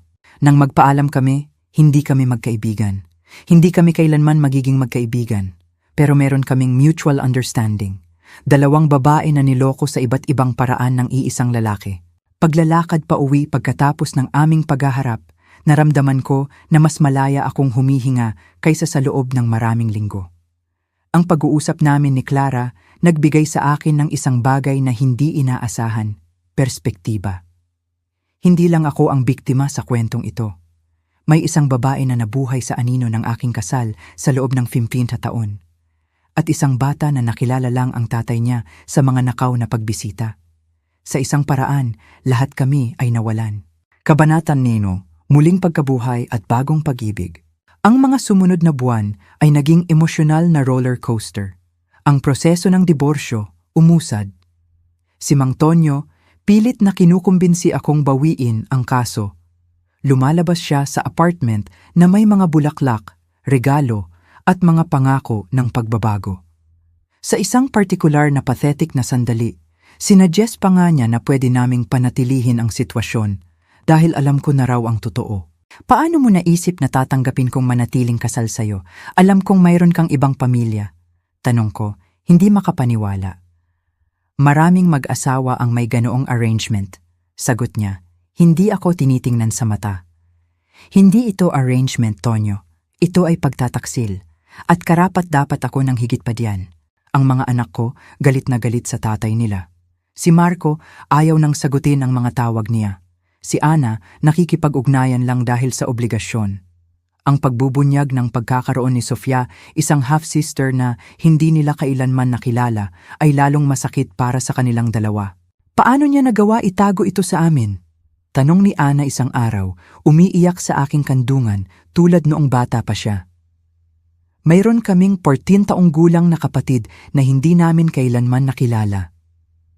Maraming nagawang pagkakamali ang tatay niyo, sagot ko. Hinahaplos ang buhok niya. Pero ang batang yan, inosente. Balang araw, paghanda na kayo, baka gusto niyo siyang makilala. Talaga po ba kayong naniniwala dyan? Tanong ni Marco na nakaupo sa kabilang panig ng sala. Pagkatapos ng lahat ng ginawa niya? Opo, sagot ko ng tapat. Dugo niyo siya at hindi niya kasalanan ang mga pagpipilian ng mga matatanda sa paligid niya. Pinag-isipan nila ang aking mga salita at nakita ko sa kanilang mga mata ang halo ng galit, pagkalito at marahil isang kurot ng kuryosidad. Sa gitna ng lahat ng emosyonal na kaguluhan na ito, may isang bagay na hindi inaasahan ang nagsimulang mangyari. Muli kong natuklasan ang mga bahagi ng aking sarili na nakalimutan ko. Muli akong nagpinta, isang libangan na iniwan ko nang isinilang ang mga anak ko. Nag-enroll ako sa isang photography class na matagal ko nang gustong kunin. Muli akong nakipag-ugnayan sa mga lumang kaibigan. Nagsimula akong mag-attend ng isang book club. Ang bawat maliit na pagtuklas, ang bawat bagong aktibidad ay parang pagbawi sa isang piraso ng aking sarili na nawala sa paglipas ng mga taon. Hindi dahil sa pinagbawalan ako ni Mang Tonyo na gawin ang mga bagay na ito.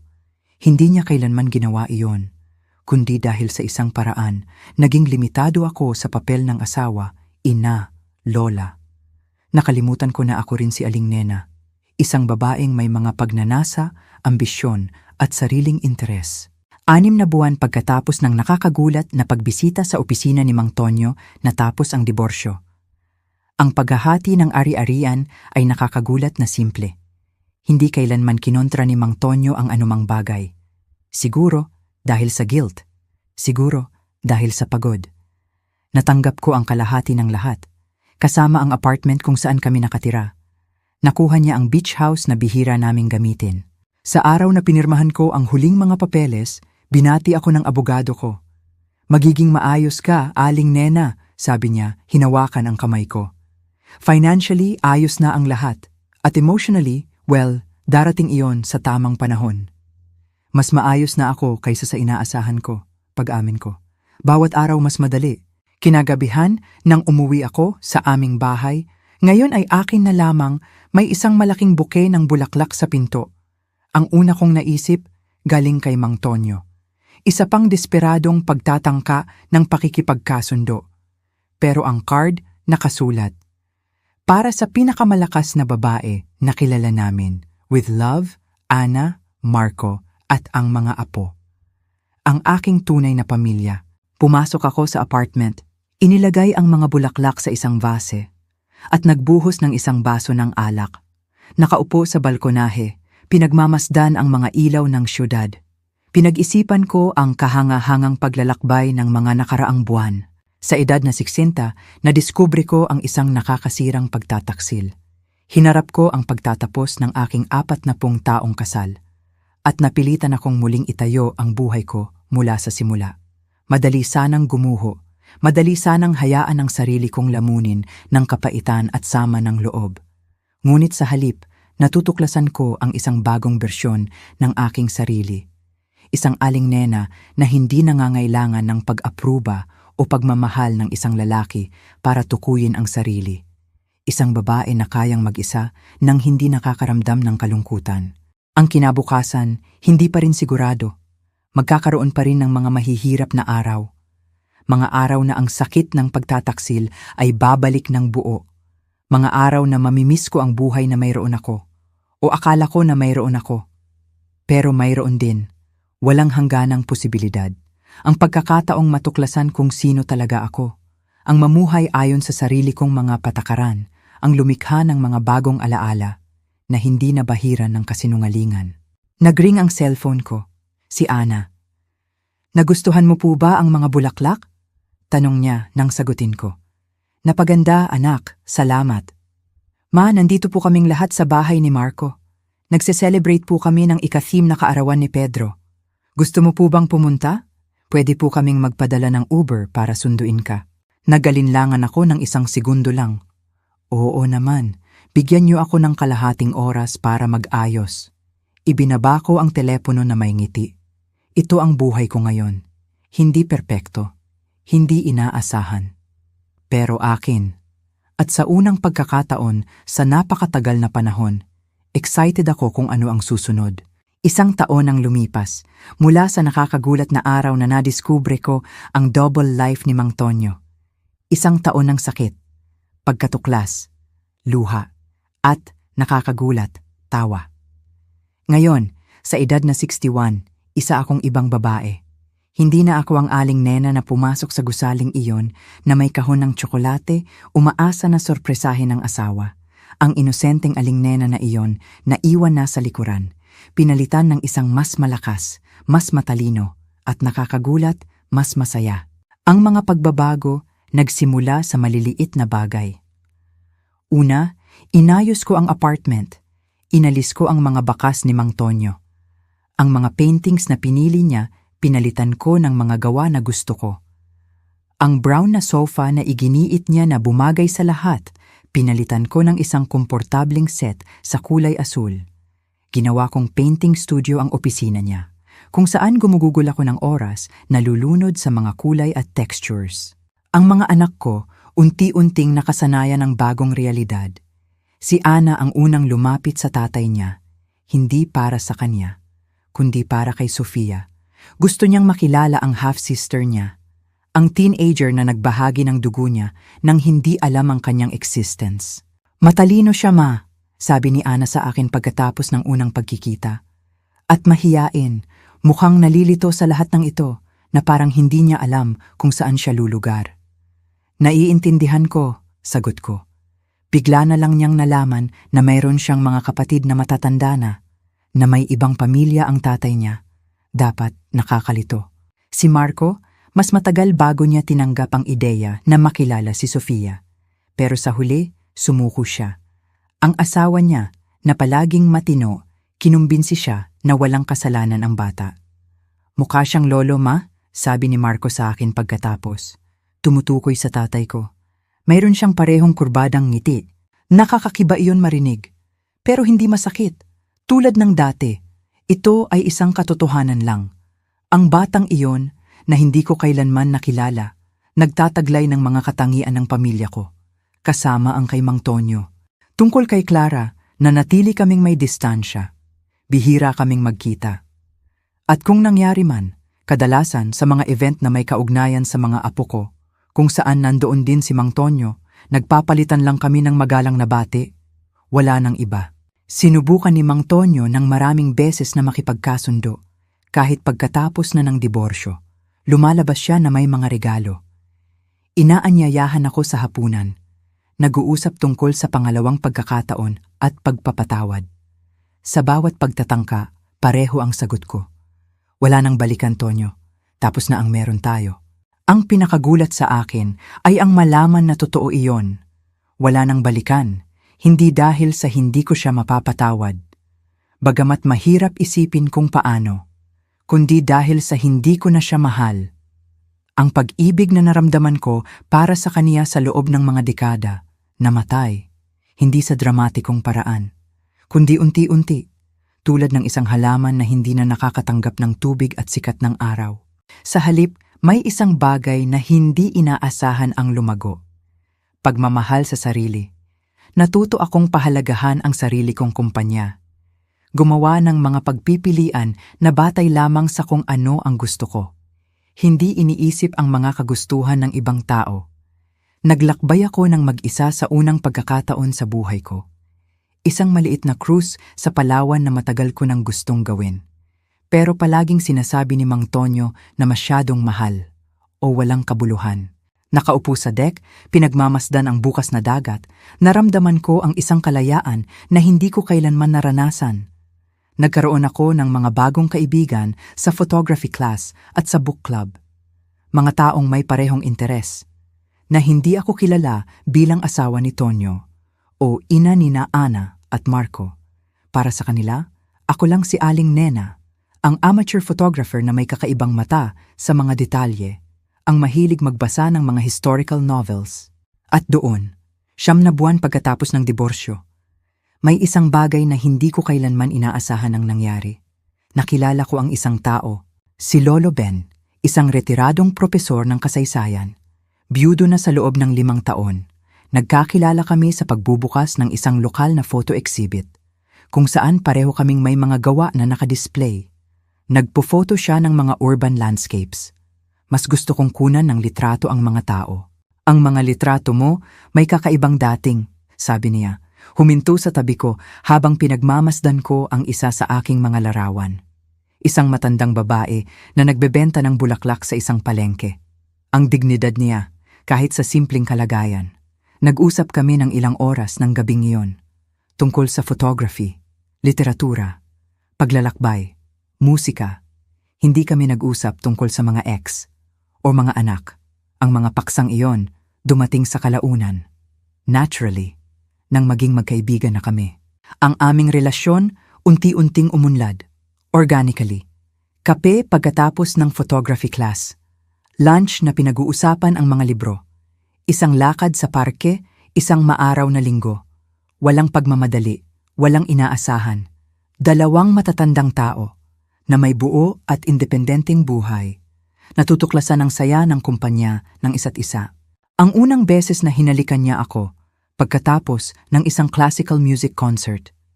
Isang magaang halik, halos mahiyain, na nagparamdam sa akin na parang teenager muli. Natawa ako doon.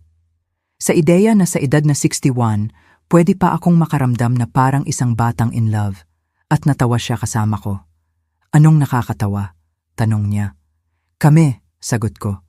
Dalawang matanda na kumilos na parang teenager. Matanda? Nagkunwari siyang nagalit. Ikaw lang, ako, nasa prime pa. At sa maraming paraan, tama siya. Pareho kaming nasa prime.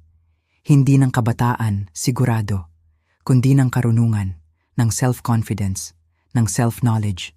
Nang sabihin ko kina Ana at Marco ang tungkol kay Lolo Ben, predictable ang kanilang reaksyon. Unang pag-aalala. Magsasamantala ba? Handa ba ako emotionally? Sinundan ng maingat na suporta. Nang sa wakas ay makilala nila siya sa isang Sunday lunch, unanimous ang pag-apruba. Tinitingnan kanya na parang ikaw ang pinakamahalagang bagay sa mundo, ma. Komento ni Ana pagkatapos. At siguro, iyon ang pinakagusto ko kay Lolo Ben. Hindi lang kung paano niya ako tinitingnan, kundi kung paano niya ako pinaparamdam na mahalaga, pinapakinggan, nakikita, hindi bilang extension ng isang tao, kundi bilang isang buong tao. Nalaman ni Mang Tonyo ang tungkol kay Lolo Ben sa pamamagitan ng mga anak namin. Ang reaksyon niya, halo ng hindi paniniwala at selos. Nakikipag-date ka na? Tanong niya nang magkita kami para ayusin ang ilang huling detalye tungkol sa pagbebenta ng isang joint property. Hindi ba sa tingin mo masyado kang mabilis? Masyado nang mabilis? Ulit ko, hindi makapaniwala. Halos 1 taon na kaming diborsyado, Tonyo. At ikaw, mayroon kang ibang pamilya sa loob ng 15 taon. Sa tingin ko, pasok ako sa acceptable timeline. Wala siyang masagot. Tungkol kina Clara at Mang Tonyo, nalaman ko kay Ana na magkasama pa rin sila. Pero komplikado na ang mga bagay. Ngayon na wala ng lihim, ngayon na pwede na siyang makasama si Clara ng hayagan. Tila may nawala. Ang forbidden fruit, hindi na ganoon ka-tempting. Mukhang nalilito si Papa, sabi sa akin ni Ana minsan, na parang hindi na niya alam kung saan siya lulugar. Nakaramdam ako ng kurot ng awa para sa kaniya. Isang emosyon na nakakagulat. Nagtayo si Mang Tonyo ng isang buhay na nakabatay sa kasinungalingan. At ngayon na gumuho na ang lahat, hindi na niya alam kung sino siya o kung ano ang gusto niya. Sa kabaligtaran, hindi ko kailanman naramdaman na ganoon kasiguro ang lugar ko sa mundo. Sa edad na 61, natutuklasan ko ang isang bagong bersyon ng aking sarili. Hindi isang alternatibong aling nena, kundi ang aling nena na palaging nag-e-exist sa ilalim ng mga papel ng asawa, ina, lola, ang aling nena na isang artista, photographer, mahilig magbasa, traveler, kaibigan, mahal. 1 linggo ng hapon, 1 taon at 2 buwan pagkatapos ng pagkatuklas na nagpabago sa buhay ko. Nasa bahay ako, naghahanda ng hapunan. Dadating si Lolo Ben mamaya. At sina Ana at ang kaniyang pamilya. Tumawag si Marco.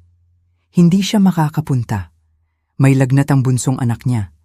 Pero nangako siyang dadating sa susunod na weekend. Habang hinihiwa ko ang mga gulay para sa salad, huminto ako sandali at tumingin sa paligid. Ang aking apartment, bagong ayos. Ang mga dingding, puno ng aking mga litrato at pinta. Ang mesa, handa na para sa mga taong mahal ko. Ang pakiramdam na bumalot sa akin, malalim na pasasalamat. Hindi para sa pagtataksil ni Mang Tonyo. Hindi ko kailanman ipagpapasalamat yon. Kundi para sa buhay na nadiskubre ko pagkatapos nito. Para sa lakas na hindi ko alam na mayroon ako. Para sa mga bagong simula na hindi ko kailanman inakala na posible. Nagring ang cellphone ko, si Lolo Ben. Paalis na ako ng bahay, sabi niya. May kailangan ka pa ba sa daan? Ikaw lang, sagot ko. Nagulat ako sa gaan ng paglabas ng mga salita. Ang tawa niya nagpainit sa puso ko. Nasa daan na ako. Pagkatapos, ibinaba ko ang telepono at muling nagpatuloy sa paghiwa ng mga gulay. May ngiti sa labi. Hindi ko kailanman inakala na sa edad na 61, magluluto ako para sa isang bagong pag-ibig. Naramdaman ang kaba sa tiyan, tulad noong naghihintay ng isang espesyal na tao. Nagring ang doorbell ng eksaktong 6:00. Si Lolo Ben, punktual. Tulad ng Swiss watch, isang katangian na natutunan kong pahalagahan. Binuksan ko ang pinto at nandoon siya. May puting buhok, perpektong gupit, mainit na kulay, kayumangging mga mata. Bit-bit ang isang bouquet ng sunflower, ang paborito kong bulaklak.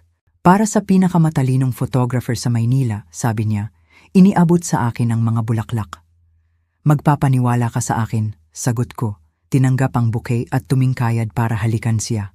Nagdala rin si Lolo Ben ng isang bote ng red wine at isang lumang album na nakita niya sa isang second-hand bookstore mula pa noong dekada 50 tungkol sa street photography. Naisip ko, baka makakuha ka ng inspirasyon. Ang mga maliliit na kilos na iyon, ang pagpuna sa aking mga interes, ang pag-alala sa mga detalye, iyon ang pinakagusto ko sa kanya. Bihira na lang napansin ni Mang Tonyo ang mga bagay na iyon sa mga huling taon ng aming kasal. Dumating si Ana kalahating oras pagkatapos, kasama ang asawa at 2 anak niya. Ang mga apo ko tumakbo patungo kay Lolo Ben. Sinalubong niya sila ng may yakap at ang mint candies na palagi niyang inilalagay sa bulsa niya.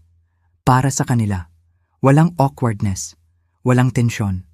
Para bang palagi na siyang bahagi ng pamilya. Habang naghahapunan, sa gitna ng tawanan at mga kwento, naramdaman ko, mayroon akong natuklasan na hindi ko kailanman inakala na makukuha ko ulit. Tunay na kaligayahan, hindi ito perpektong kaligayahan o walang bahid ng problema. May mga sandali pa rin ng sakit kapag naaalala ko ang pagtataksil. May mga panaginip pa rin ako paminsan-minsan kung saan nakita ko si Mang Tonyo at Clara na magkasama. Pero totoo ito. 2 araw pagkatapos, nakatanggap ako ng isang tawag na hindi inaasahan mula kay Marco. Ma, kailangan mo pong pumunta sa ospital, si Papa. Bumilis ang kabog ng puso ko. Anong nangyari? Nag-heart attack po siya. Hindi pa po namin alam kung malala. Nanatili akong tahimik sandali. Pinoproseso ang balita. Sa kabila ng lahat, si Mang Tonyo, bahagi ng buhay ko sa loob ng mahigit 4 na dekada. Ama ng mga anak ko, lolo ng mga apo ko. Pupunta ako, sagot ko sa wakas. Sa ospital, nakita ko si Marco sa waiting area. Dumating si Ana ilang sandali pagkatapos. Namumula ang mga mata, namamaga. May balita na po ba? Tanong ko. Stable na po siya ngayon. Sabi ng mga doktor, isang warning lang, hindi kasing grabe ng inaakala. Umupo kami ng magkasama, naghihintay ng karagdagang impormasyon, at doon ko siya nakita. Si Clara, pumasok ng nagmamadali sa waiting area. May isang teenager na babae sa tabi niya. Si Sofia. Nakilala ko agad. Kahit hindi pa kami nagkikita, ang parehong mga mata ni Mang Tonyo, ang parehong hugis ng mukha ng mga anak ko. May isang sandali ng tensyon. Nang magtagpo ang aming mga mata, tumayo si Ana at lumapit sa kanila. Sandaling niyakap ang half-sister niya. Si Marco na natiling nakaupo, hindi komportable. Nilapitan ako ni Clara. Aling nena, bati niya. Halatang hindi sigurado kung paano kikilos. Clara, sagot ko, tumango. Tapos, tiningnan ko ang batang babae sa tabi niya. At ikaw siguro si Sofia, tumango siya ng mahiyain. Isang kasiyahan pong makilala kayo, ma'am. Ang kasiyahan ay akin, sagot ko ng tapat. Isang surreal na sitwasyon. Ang 2 pamilya ni Mang Tonyo nagtipon sa isang waiting area ng ospital. Sa ibang panahon, hindi ko ito makakaya. Ngayon, bagamat kakaiba, isa lang itong kabanata sa komplikadong kwento na naging buhay namin. Nang sa wakas ay makita namin si Mang Tonyo, pumasok kami ng paisa-isa. Una, sina Ana at Marco. Pagkatapos, sina Clara at Sofia. Nag-alinlangan ako. Dapat ko ba siyang makita? Ano ang sasabihin ko? Nagtatanong po siya tungkol sa'yo. sabi ni Ana nang bumalik siya. Sa tingin ko po, gusto kanyang makita. Bumuntong hininga ako at pumasok sa kwarto. Si Mang Tonyo, maputla, mukhang mas bata, mas marupok kaysa sa nakita ko kailanman. Nakakabit sa mga monitor, may oxygen mask. Aling Nena, sabi niya. Mahina ang boses. Inalis niya ang mask sandali. Dumating ka? Oo naman, sagot ko, huminto sa tabi ng kama. Nag-aalala ang mga anak mo.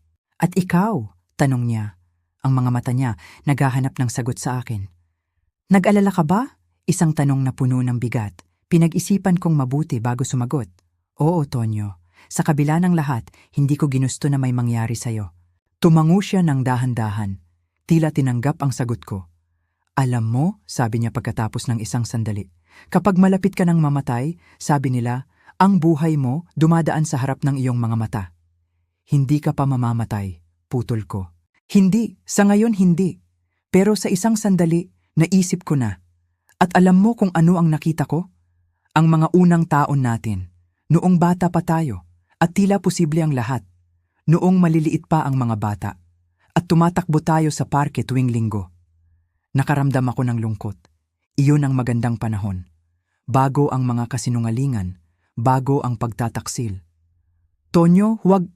Hayaan mo akong tapusin, pakiusap niya. Sinira ko ang lahat, Aling Nena. Ang pamilya natin, ang buhay natin. Dahil sa pagiging makasarili. Dahil sa kahinaan. At ang pinakamasakit, ngayon, wala akong anuman. Wala ako sa'yo. Wala rin ako kay Clara. Magkasama kami pero hindi na pareho. Hindi kailanman naging pareho. Ano ang sinasabi mo? Bumuntong hininga siya ng malalim. Ang tunog, humihina. Sinasabi ko na tama ka na magpatuloy. At mali ako sa lahat ng bagay. Hindi ito hiling ng pakikipagkasundo. Naintindihan ko. Isang pag-amin lang. Isang lalaki na tinitingnan ang buhay niya at kinikilala ang kaniyang mga pagkakamali. Mayroon kang Sofia, sagot ko ng mahinahon. Kailangan ka niya. Oo, sang-ayon niya. At susubukan kong maging mas mabuti para sa kanya, kaysa sa naging ako sa'yo o sa mga anak natin. Nang lumabas ako ng kwarto, naramdaman ko na parang may bumagsak na bigat. Hindi lubusan, marahil, hindi kailanman lubusan, pero sapat na para makahinga ng mas madali. Si Clara nasa pasilyo, nakatingin sa labas ng bintana. Nilapitan ko siya, nagulat ako sa sarili ko. Ayos lang siya, sabi ko. Masyado siyang matigas ang ulo para sumuko ngayon. Nagbigay siya ng isang maliit na ngiti. Oo, ganoon nga. Alagaan mo siya, dagdag ko. At si Sofia, mukha siyang mabuting bata. Aalagaan ko po, pangako niya. At totoo po, mabuting bata siya. Umalis ako ng ospital ng araw na iyon na may kakaibang pakiramdam. Hindi pagpapatawad, eksakto. Ang ilang bagay, masyadong mahirap patawarin ng lubusan, kundi pagtanggap. Ang nakaraan. Hindi na ito mababago, tatanggapin.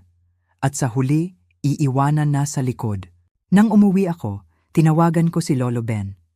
Sinabi ko sa kanya ang tungkol sa heart attack ni Mang Tonyo. Gusto niyang pumunta agad. Pero sinabi ko na kailangan ko ng oras mag-isa. Umupo ako sa balkonahe. May isang baso ng alak, pinagmamasdan ng gabi. Inisip ko ang lahat ng pagliko ng buhay, ang mga hindi inaasahang daan na napilitan tayong tahakin. Sino ang mag-iisip na ang pinakamasakit na pagkatuklas ng buhay ko, ang pagtataksil ng asawa ko sa loob ng mga dekada, ay magtutulak sa akin sa isang mas tunay at mas masayang bersyon ng aking sarili? Hindi ako nagpapasalamat sa sakit, pero nagpapasalamat ako sa paglago na dumating pagkatapos nito. Para sa lakas na natuklasan ko sa sarili ko. Para sa mga bagong posibilidad na bumukas nang napilitan akong muling itayo ang buhay ko mula sa simula. Ngayon, kung nagustuhan niyo po ang kwentong ito, sabi ko, may ngiti. I-click niyo po ang subscribe at sabihin niyo sa comments, anong bahagi po ang nakapagpawaw sa inyo. At huwag niyo pong kalimutang maging miyembro para may access kayo sa mga exclusive videos, mga videos na hindi ko po inilalabas dito. Inaantay ko po kayo roon.